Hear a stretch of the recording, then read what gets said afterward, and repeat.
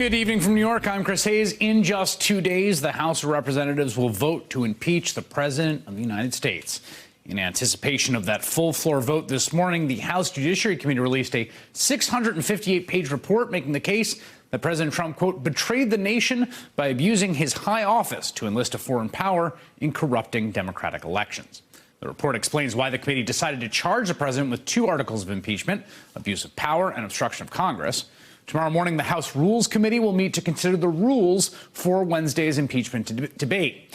As we head to the House impeachment vote, there are a few notable trend lines happening in the politics of all this.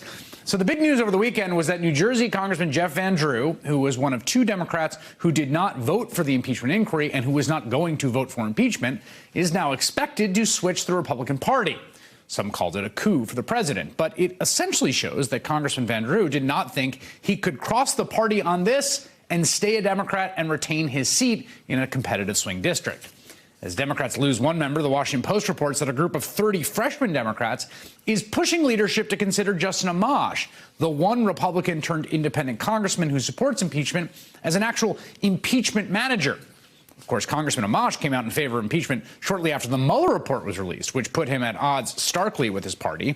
That led to his decision to leave the Republican Party. Over the last few days, more than 30 Democrats from frontline districts have come out, one after another, announcing their support for impeachment.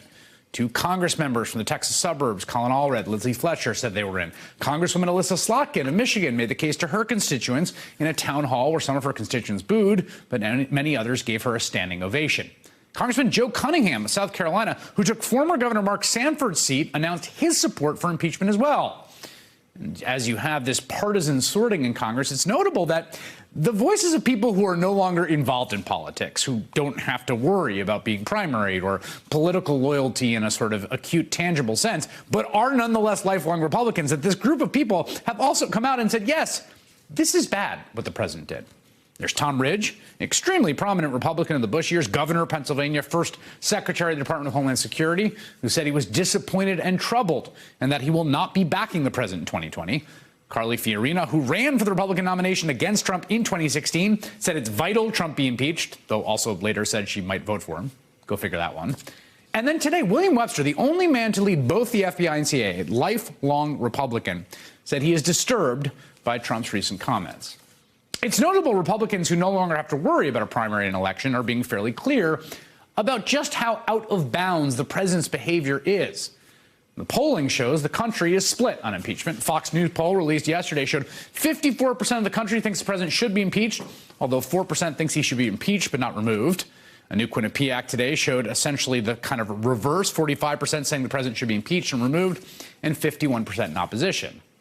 No matter how you slice it, you essentially have about half the country who thinks the president of the United States should be impeached and removed from office.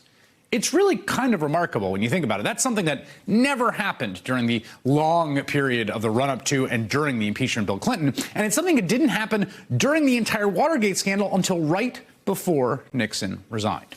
Hey there, I'm Chris Hayes from MSNBC. Thanks for watching MSNBC on YouTube. If you want to keep up to date with the videos we're putting out, you can click subscribe just below me or click over on this list to see lots of other great videos.